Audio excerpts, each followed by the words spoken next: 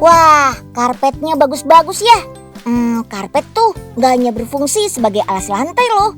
Pemilihan karpet yang tepat bisa memberi kesan elegan, kesan modern, ataupun kesan klasik, tergantung motif yang digunakan.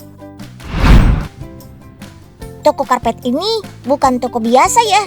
Kak Atta Ulkarim, pemilik toko karpet ini, belakangan lagi ramai diperbincangkan di sosial media.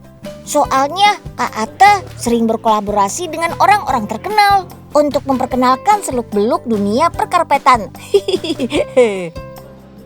Kak Atta berasal dari Pakistan dan sudah tinggal di Indonesia selama 11 tahun. Sebelumnya keluarga Kak Atta ini sudah mulai berbisnis karpet di Indonesia sejak tahun 90-an. Usaha karpet yang sekarang sudah tersebar di 16 kota di seluruh Indonesia kini dikelola Kak Atta nih.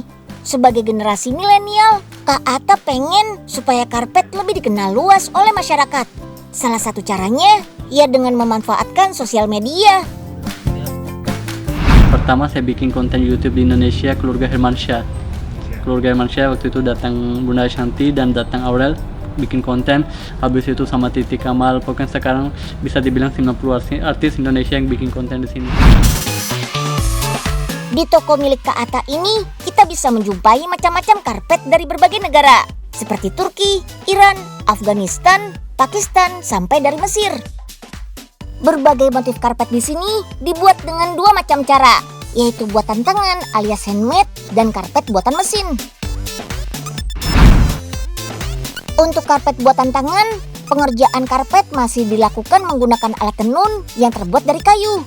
Satu persatu, helaian benang wol akan dikaitkan dan dirangkai membentuk pola yang sudah digambar. Membuat karpet di Avanos Village, Turki merupakan salah satu kebanggaan bagi kaum wanita di sana loh.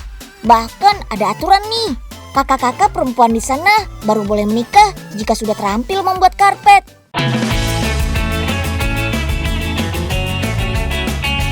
Berbeda dengan karpet handmade yang terbuat dari benang wol, karpet buatan mesin biasanya menggunakan benang yang terbuat dari bahan polipropilen. Benang sintetis polipropilen lebih banyak digunakan dalam industri karpet modern. Selain harganya lebih murah dibanding bahan wol, benang jenis ini lebih mudah dibersihkan. Warnanya cerah, yang pasti lebih kuat dan tahan lama. Di sini ada lebih dari 20 buah mesin rajut. Mesin yang paling besar ini mampu merajut karpet sampai belasan meter. Setiap mesin rajut membutuhkan 16.000 kon benang yang disusun teratur seperti ini.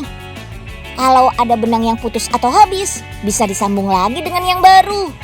Dalam waktu 1 jam, mesin ini bisa merajut karpet lebih dari 10 meter lebih loh. Wah, secepat kilat nih. Soal kualitas sih, nggak diragukan lagi deh, dijamin kuat dan rapi.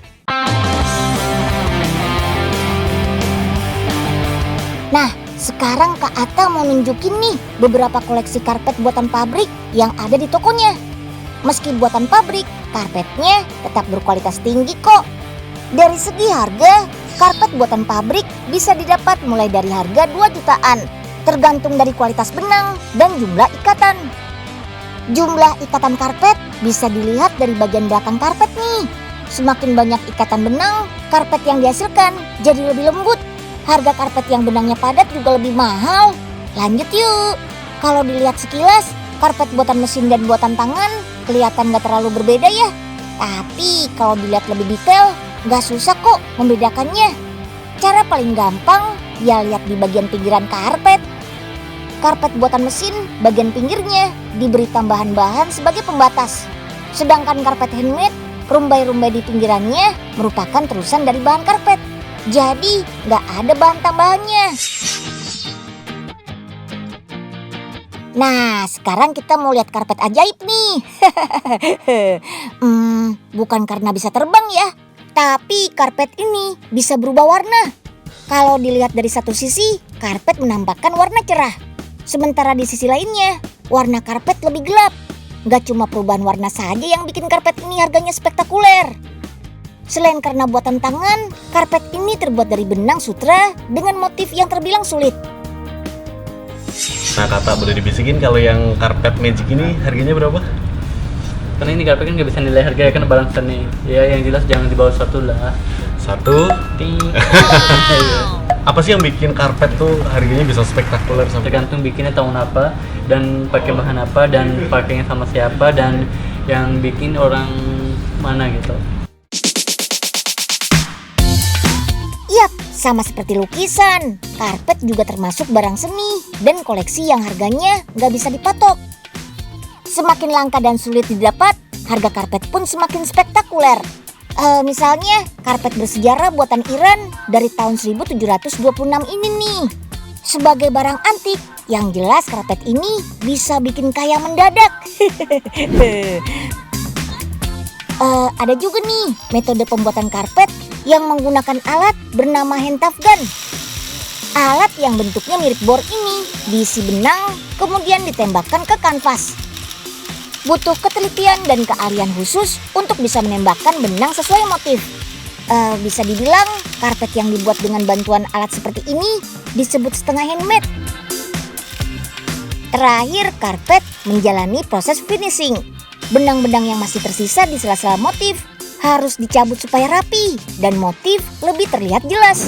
Tapi kalau mau lebih bagus, karpet juga bisa dipotong sesuai motif sehingga karpet tampak timbul.